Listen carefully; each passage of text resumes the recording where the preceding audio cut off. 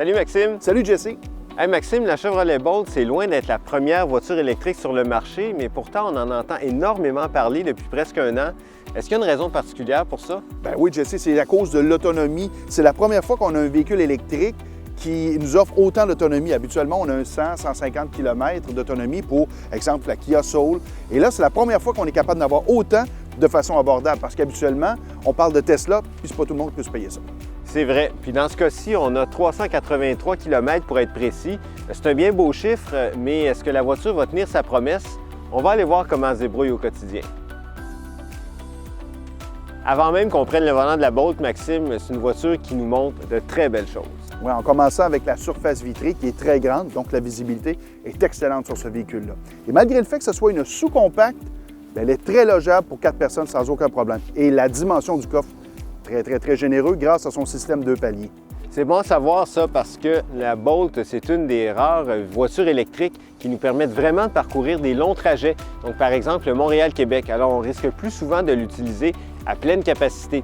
Et d'ailleurs, à vitesse de croisière sur l'autoroute, on s'aperçoit rapidement qu'elle est très silencieuse. Oui, c'est vrai ça, Jesse. Puis on n'a pas le choix de parler aussi des accélérations. Un véhicule électrique, on le sait, les sensations sont particulières. Le couple est 100% disponible rapidement.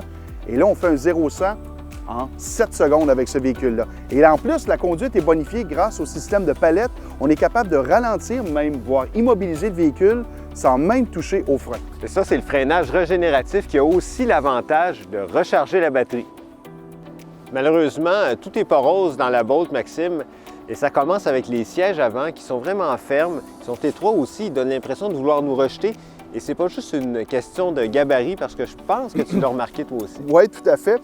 La position de conduite est loin d'être l'idéal. En commençant aussi avec le volant qui est très gros, il cache une partie de l'écran, même si c'est un écran de 10 pouces. Mais les sièges, on est assis haut, on est assis carré, on n'a pas de support. Bref, on a l'impression de valser pas mal plus, surtout dans les virages. C'est vrai, c'est peut-être pas juste une impression, parce que oui, la suspension est ferme, c'est une voiture qui est assez sèche sur chaussée dégradée, mais malgré tout, il y a du roulis, la carrosserie est haute et en plus, on remarque sur l'autoroute que c'est une voiture qui prend un peu dans le vent et c'est surprenant parce qu'elle est assez lourde.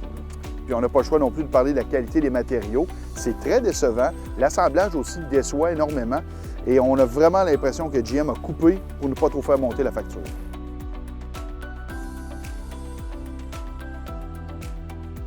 Bon, maintenant, Maxime, on répond à la fameuse question. Est-ce qu'on peut vraiment parcourir 383 km d'une traite avec la Bolt? Oui, Jesse, c'est possible. Évidemment, ça va dépendre de la saison, du type de conduite que vous allez adopter et des routes que vous allez emprunter.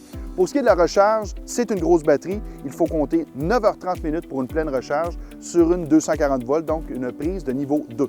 Maintenant, pour ce qui est du prix, probablement le chiffre le plus important à donner pour la voiture, on parle de 38 000 en version de base. Ça paraît beaucoup, mais quand on prend en considération les économies d'énergie qu'on fait, c'est pas tant que ça.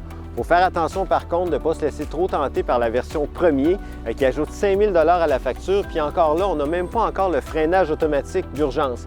Alors à ce prix-là, on commence à avoir plusieurs bons choix dans le marché, mais il n'y en a pas tant que ça qui vont vous permettre de faire votre part pour l'environnement autant que la Bolt. Merci beaucoup, Jesse.